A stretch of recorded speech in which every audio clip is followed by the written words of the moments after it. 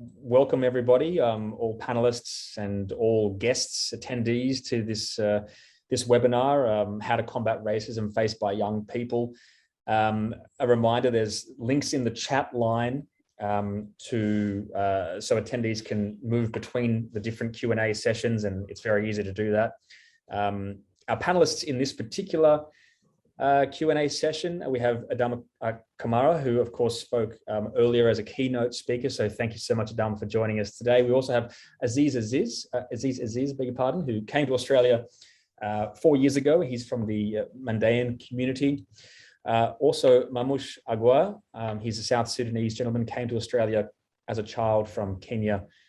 He's a health promotion officer from the South Sudanese community. Naomi Steinborner, she's current project coordinator of All One Under the Sun, that project which was shown earlier in the forum. You may remember she currently works for Blue Sky Community Services in Coffs Harbour. We also have Zahra Salari, who came to Australia as a refugee from Afghanistan and featured in the Voices of Afghanistan video. So thank you all so much for joining us, panelists. They're all just very short bios, so if you would like to expand on that and tell us more about your experience, please feel free to do so. This is an open forum. We've got 40 minutes or 35 minutes, so there's no real time constraints. You can just riff if you like. A number of questions have already been received, and more, of course, can be submitted for attendees, people watching using the Q&A function in Zoom. So anyone can send us questions live as the panel discussion is underway, and we'll direct that question to the relevant panelist. So the session will end at 12:40 when everyone has to return to the main webinar page, the main Zoom link where we were before, the plenary session and the end of the forum. So to get the panel going, I'd like to invite each guest to give us just a short sentence that best summarizes themselves and their experience here for our audience. So I guess we'll start with Adama. Oh, short sentence. I guess I'm passionate about human rights. I'm passionate about inclusion, and I think I've dedicated my career to working with refugees and inclusion of refugees. Thank you. Azeez. So in a very short sentence, my name is Azeez, obviously, and this forum is vital for me as I am a political science student majoring in international relations. So again, this forum is just a gift for me to understand the situation, especially what's happening in Afghanistan. And yep, it's just great in general. Thanks, Azeez. Mamush. Hey, hello everyone. My name is Mamush Aguer.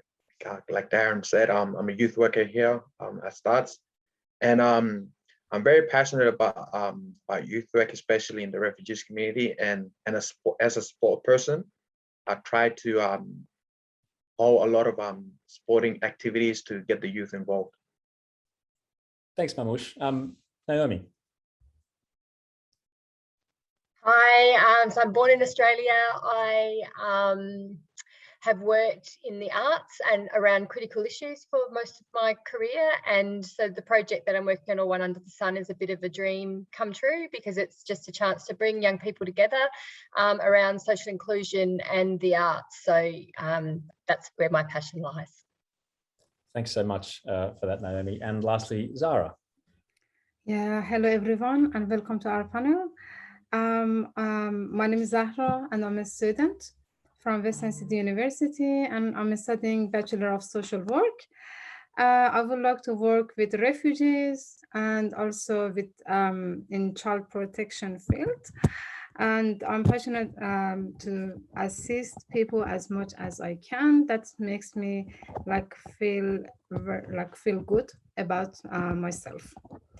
As I believe better care in the community starts with a deeper understanding of human behavior, that's which is relevant to my study. Thank you, Zahra. Thank you so much. So as we mentioned, this is the How to Combat Racism Faced by Young People panel. So just to kickstart things, Adama, I'll throw the first question at you. Could you explain for us the difference between, say, covert racism and overt racism? Have you experienced any one of these yourself? Yeah, so to me, overt racism is really explicit. It's visible, it's intentional, it's really conscious behavior and words and actions to discriminate against people based on their race. Overt is the more subtle. Covert is a more subtle type of racism that really, that if it's being directed towards you, you know it's racism, but the person who's directing it at you can actually deny it and say, oh, no, I didn't mean that, I meant this. So it's really subtle and sometimes it can be hard to prove. I have sad to say, yes, I've experienced both forms. And the covert racism, I think, is the one that is more prevalent in my experience for myself and my family. You know, it's that feeling that you get when you know, okay, yes, it's what I look like, where I'm from is what is causing the issue here. And when you know, there's times where I've confronted people, but again, they've said, no, you just didn't understand what I meant. But their language and their tone was really clear what they meant.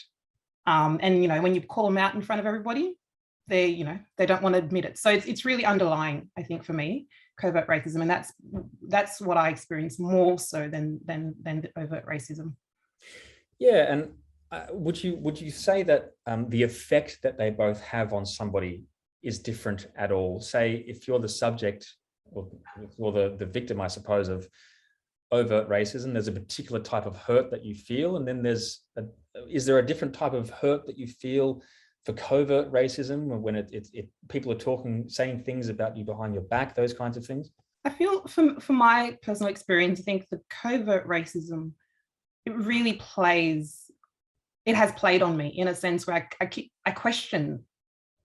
It's like that feeling is there. I know it's not fair, but am I the only one picking up on it? So I think it's that I'm always questioning myself. And I think sometimes that impacts on confidence and your ability to speak up, to say, oh, okay, if I'm the only one picking up on it, what is everyone else saying? Am I going to be shut down? So I think for me, it's more of I find that the covert racism is more of a mind game, and it's more difficult for me to express myself, and I question myself all the time. Yeah. Mamush, I'd like to throw that last question at you as well, just to speak about the kinds of, I suppose, the effect that, say, covert or overt racism might have on a younger person.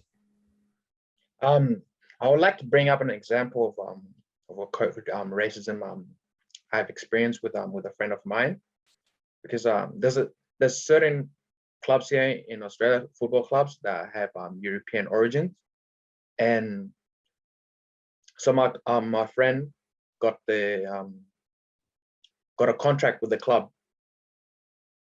but that club is level 2, let's say to A-League, but then the A-League club came saying, we want that player you just signed, but the club that was of European origins, they were saying, why can't you take one of our own? And what that meant was, this guy's African, and you should be taking one of our own that has ties to us. So it had a big effect on him, and it turned him away from football. And it's a huge problem here, because I'm a sporting person. I see it all the time, and it's a major struggle. Yeah, thanks, Mamush. Azeez, I'd like to bring you in here as well, as a younger panelist, to get your thoughts on how we can combat maybe the kind of cultural prejudice that Mamush is talking about there, within, say, school groups, younger people, and people from slightly different, well, maybe not slightly, but just people from different cultural differences.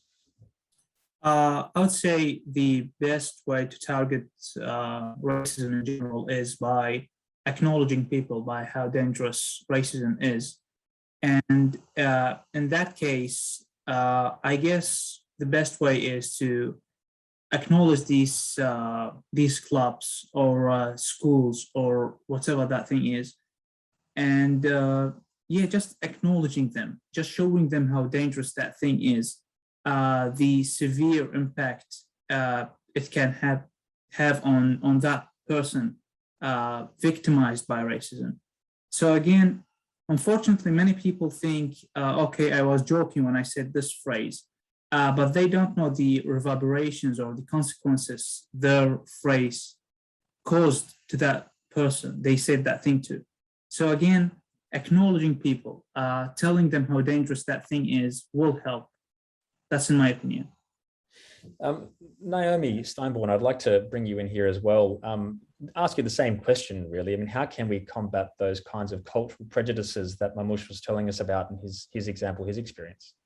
Yeah, it's a topic that I'm working a lot around. We just did a big forum with young people yesterday about this subject and had some anti-racism training for them by the Challenging Racism Project. And some of the things that came out, I think for me, it's really about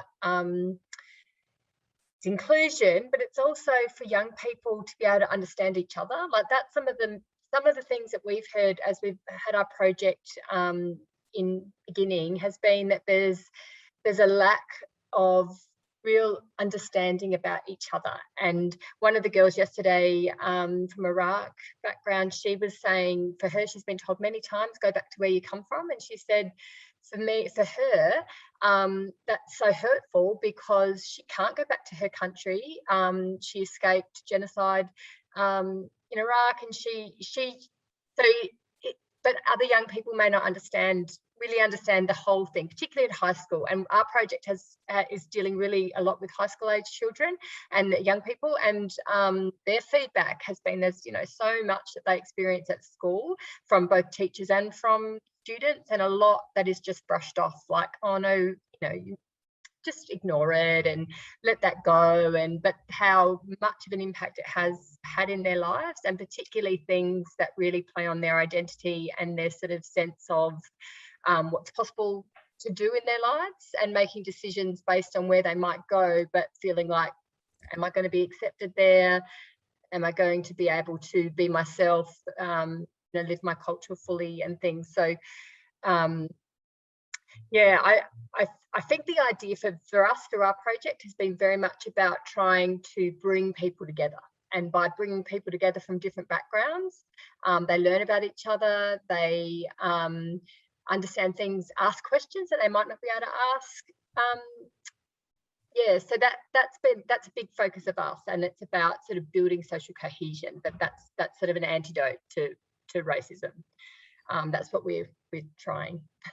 Yeah, and I guess a lot of that can depend on building the strength and the courage within people in refugee communities or people who are being discriminated against to speak up and to put it out there.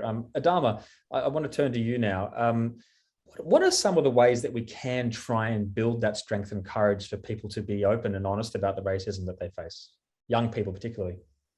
Yeah, look, I think when you ask that question, I think about myself as a 7-year-old kid in country New South Wales when we first came to Australia. And I think that pride in your culture and your heritage as a young person is really important. Looking back for myself, I think that being proud of where I've come from and who I am and my traditions, the food, everything is so important, because if you're not strong on that, and I think then there's so many reasons for you to not be when, in a situation where you might be the only kid that's not from that main culture. I think that, yeah, that pride in your culture, but also I think that being in an environment where respect for everybody is taught, and that difference is seen as actually a valuable thing. I think that's the thing. So saying that, yes, we're all different, but actually that difference is important, and that's what makes us stronger. Rather than you're different, look at you, and seeing that as a negative.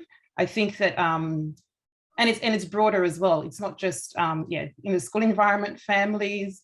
I mean, a lot of the work that Refugee Council does is around raising awareness and education about refugees and the situation. And, we go back, if I think back about 10 years ago, when the government was using words like illegal to describe people seeking asylum, those terms have been so damaging.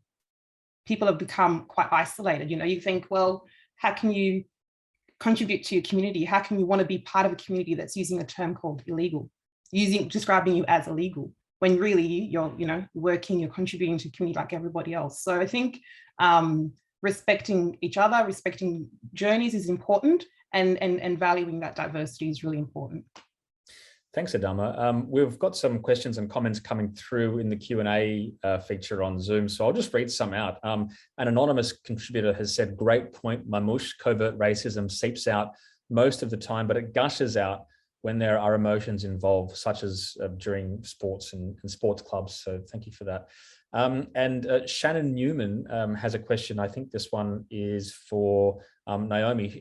Shannon wants to know what age ranges were involved in the youth forum. Youth forum yesterday, it was 14 to 19. So all high school students who came in their school holidays, which is pretty amazing. But yeah, so and our project is targeted from 14 to 24-year-olds. And we have actually 12 to 14-year-olds. We've had young people from that entire age range in our project. Thanks for that, Naomi. I'd like to put a question to Zahra here. We haven't heard from you yet, Zahra. I wanted to ask you, what are some of the ways that we can promote cultural pride, say so within your own community, for example, the Afghan community, promote cultural pride amongst the younger members of your community to try and build bridges with other communities in Australia? Yeah, I believe education is a good method, especially for the first 3 years when we have new arrival in Australia. We need to educate them, and it's not only for youth. We need to educate like families, like adults, to be aware of their rights in Australia.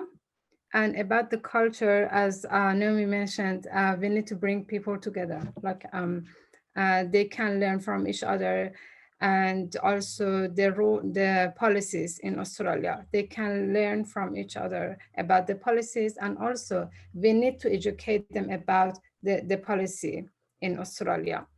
I think it can be very helpful. Thank you, Zahra. Another question on the Q&A feature comes from Georgia Labos. I hope I'm pronouncing your family name correctly there, Georgia.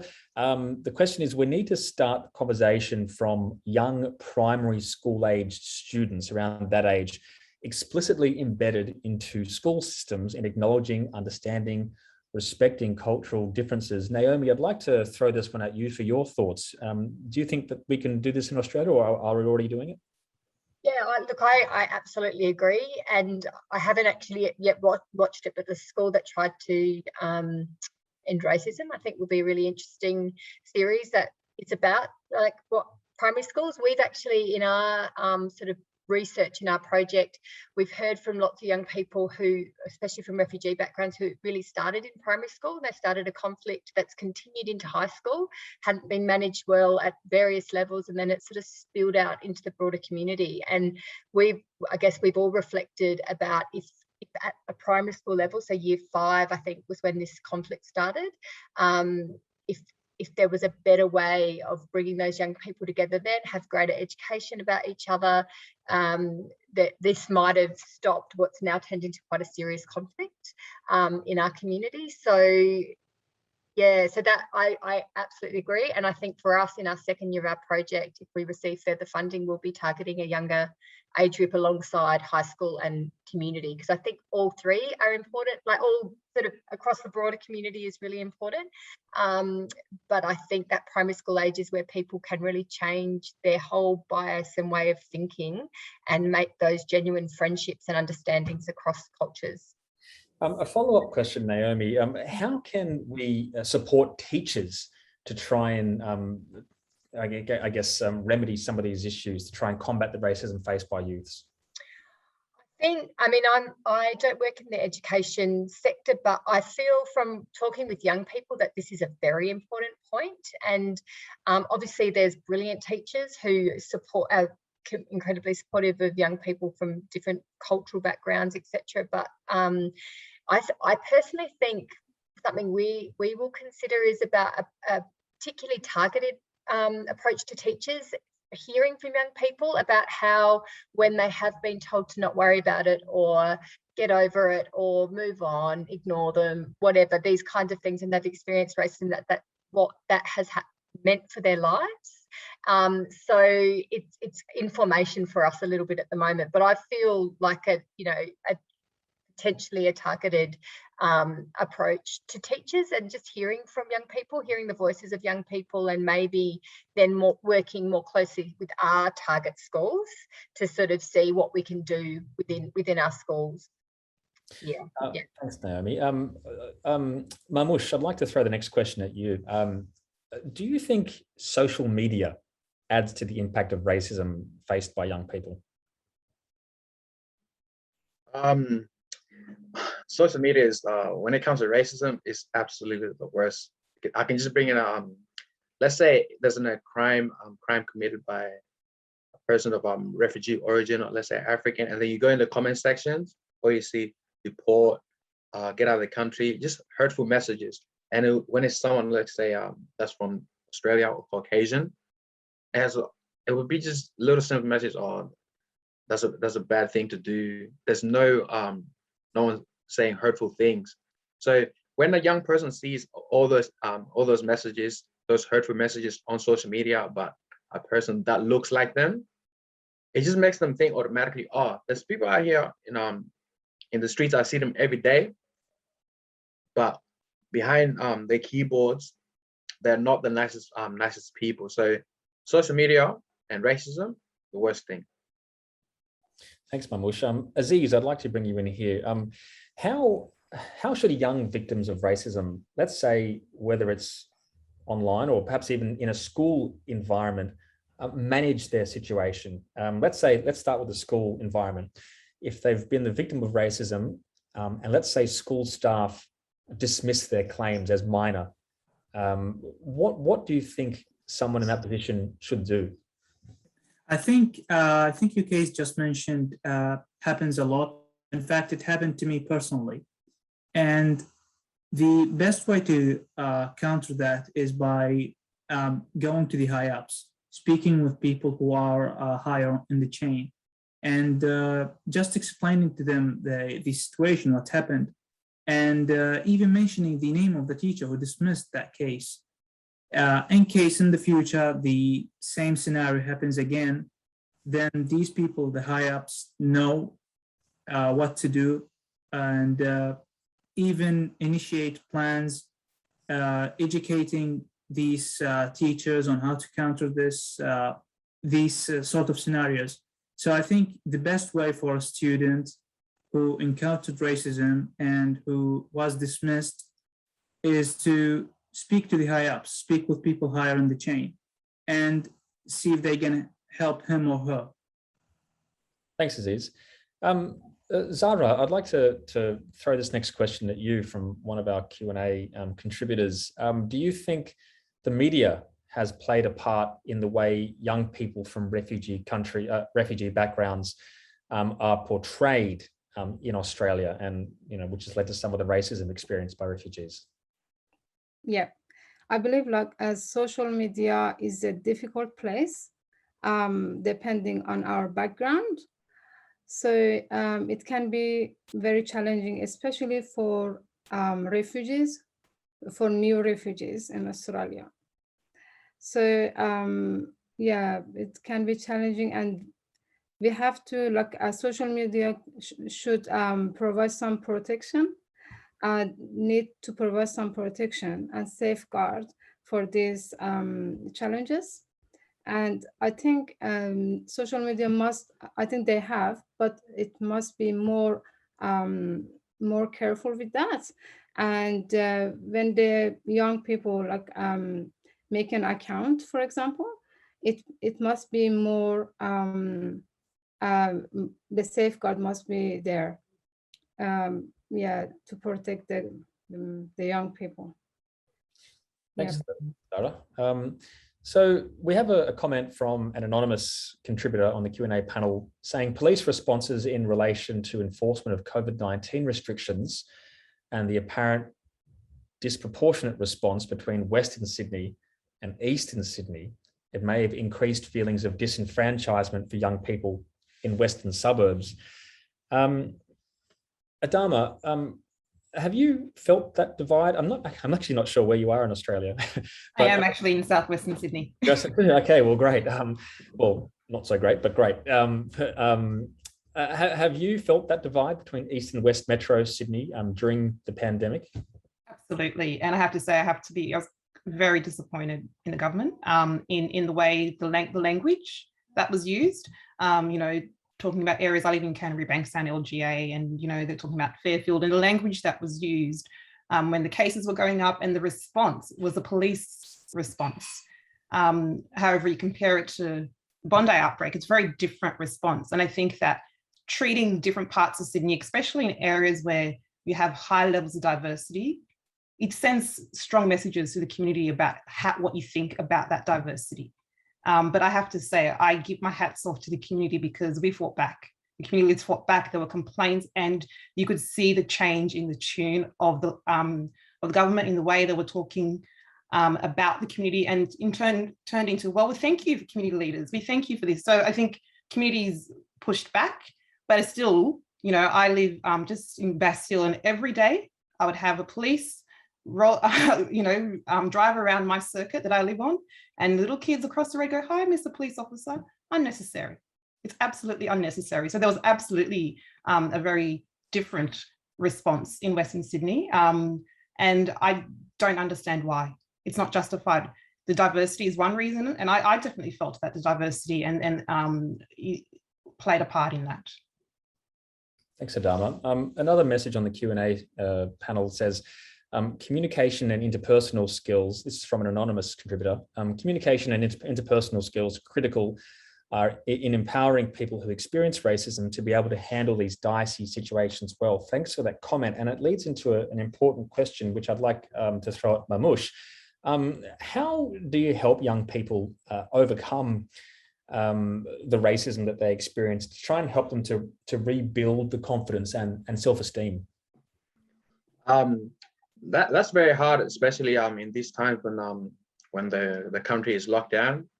Because in my community, how we help each other identify with our culture is let's say once every 6 months or 4 months, we have a gathering, like a cultural gathering, and where we do cultural activities, dancing, music.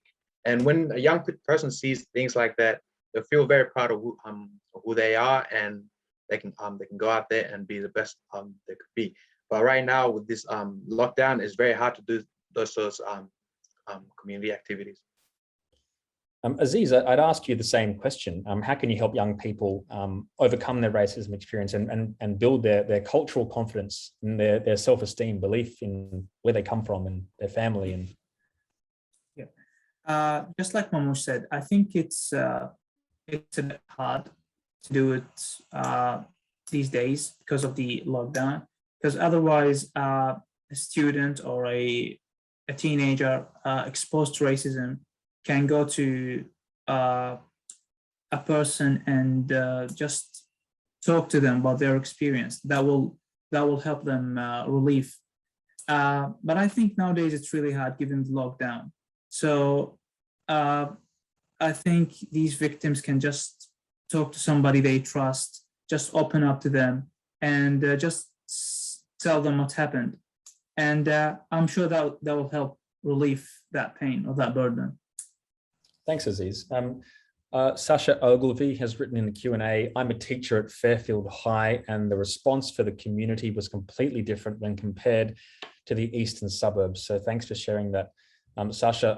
Naomi, I'd like to ask you about, let's say, the news media, the mainstream media, and the role that they play, I guess, in the way that they portray the refugee community here in Australia.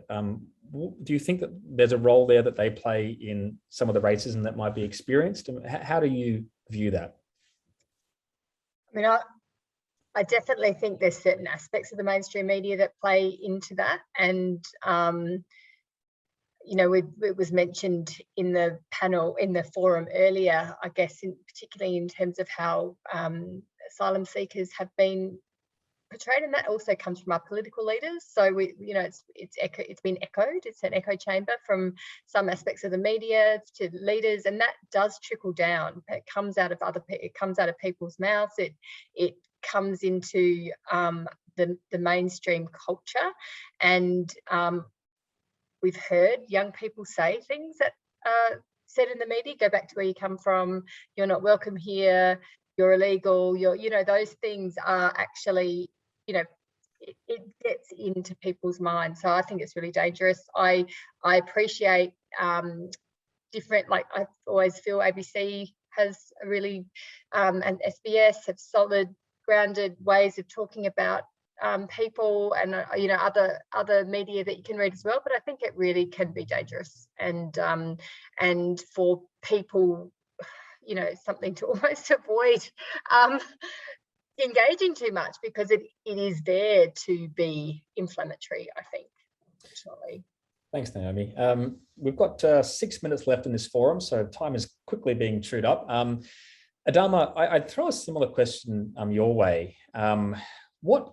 I'd rephrase it though. What can the media do better, the mainstream media do better, to try and portray people from with refugee backgrounds better, particularly youth? I think first, looking at representation. So who are these journalists that are writing about refugee young people? Are any of them refugees themselves? We know that, as I mentioned before in my presentation, that if you've got that direct experience, you have a very different perspective on something. So I think we need to look at representation in the media and seeing who's writing on refugee issues, because I think perspective is very different. It might be from more of a political stance rather than the community's experience. So that's one thing, I think, ensuring representation. Representation, but also understanding, like, what is it like to be a refugee young person? If there's no understanding of that, then the narrative is not going to actually reflect that. Have they ever met a refugee young person? And understand what the actual experiences are.